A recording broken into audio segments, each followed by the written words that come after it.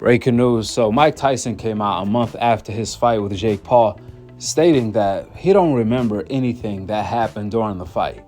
All he remembers when Jake Paul bowed down to him at the end of the fight. That's it, that's all. Here is exactly what Mike Tyson had to say. Check it out. What do you have to say to all the critics who say you held back on punches? There was a lot of viral clips. What do you have to say to the critics that brought that up? Oh, no, I don't remember the fight that much. I kind of blanked out a little. So, did you watch it back or anything or no? I haven't watched the fight. No, I have not. Okay, so there was a lot of casual fans. First, I want to thank you again for bringing people together. It was like the 90s all over again. We got together with friends. We had a great night. It was highly entertaining. But then, of course, clips go viral. A lot of casual fans speculating. There's a few clips where, like, you're holding back a right-hand punch, in my opinion, as a fan, to not be exposed so that you don't get hit. Is that what was happening in that clip, or you don't even know? What was happening? You have to show me. I was just, listen, know what I remember? No. Coming back from the first round, and then the next day I remember Jacob doing some kind of, I don't know, what was he doing at the ring? Oh, yeah, a little bow at the end. He bowed. And that's the last thing I remember. Dude, there was a lot of people online that said that's when you should have hit him, when he was bowing down like that. That's when He was going to hit me. That's why I was like, what the hell is he doing? So it went that quick for you. Yes. Mike. I was not tired. I wasn't sweaty. I went to a hotel. No, I went to the house that we stayed in. I left the house, me and my wife, my kid. Then we went to the after party. Then we came back. About ego and legacy, but after something like that, do you think it adds to your legacy? How do you think you're viewed after this fight?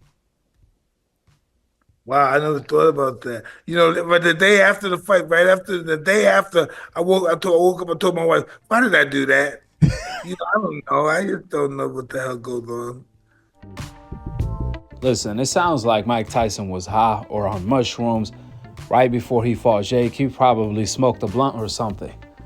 Because the only way you don't remember a whole entire fight, if you already been in it, is if you were concussed. But I don't think Mike Tyson was concussed. I think it was a situation where he was high. Since the fight took place, I hear a lot of people say the fight was rigged. I mean, you guys wouldn't believe how many people walked up to me telling me that they believe the fight was rigged. And they showing me these videos of Mike Tyson pulling back with his punches, not committing to them, not committing to his punches, even though Jake was right there. Now, first of all, I think that's more of an angle situation. We've seen it from an angle, from a view where you think Jake is there, but he's really not there. Mike Tyson is not in range. You got to be closer to land a short punch like that, which I don't think Mike Tyson was that close in range when he was throwing them shots and pulling back with them. I think Mike Tyson realized he was out of range, and that's why he did not throw those punches. Because if he did, he would have had left himself open for a counter. Mike didn't want to do that. Mike Tyson's problem is that he was too freaking old, and he never really took care of his health to be fighting at this age anyways.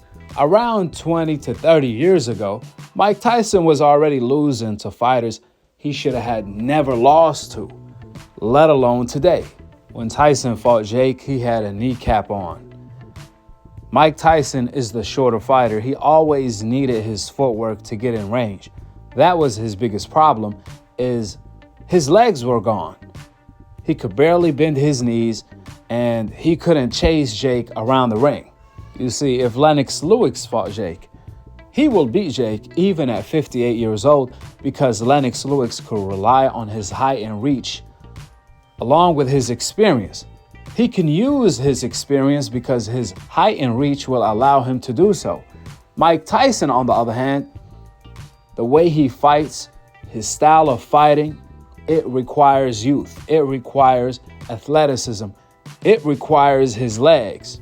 And Jake knew what he was doing when he picked a grandpa version of Mike Tyson to fight. After watching the fight, Mike Tyson never had a chance. That's why Mike Tyson did well when Jake came to him. When Jake tried to get the KO and came to Mike, that's when Tyson nearly knocked out Jake with a hook counter. And that's when Jake decided, okay, this guy could knock me out. Let me stick to the game plan and try to win a unanimous decision. Jake even admitted that after the fight during the post-fight interview. Which is my point exactly. With what Mike Tyson had left against Jake, which his father Tom, Mike Tyson was better off just focusing on landing the jab. That's it, that's all. Matter of fact, the moment Jake Paul got caught with Tyson jab early on, that's when he went on his bike. That being said, Jake Paul has to step it up. If you're going to fight grandpas, then fight Andre Ward, a retired fighter. Fight him. At least fight Lennox Lewis. Fight Klitschko. He's coming back. If you're going to fight these old fighters, Jake has the whole world calling him out. Everyone is going to want to fight him right now. The moment he takes a real fight, that's when his career is going to be over, though, and he knows it. That's why he got to play his card right. You see, a 13-year-old version of Mike Tyson would have had put Jake Paul to sleep.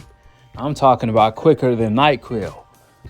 That's why we're not going to see Jake Paul in the ring with real opposition no time soon.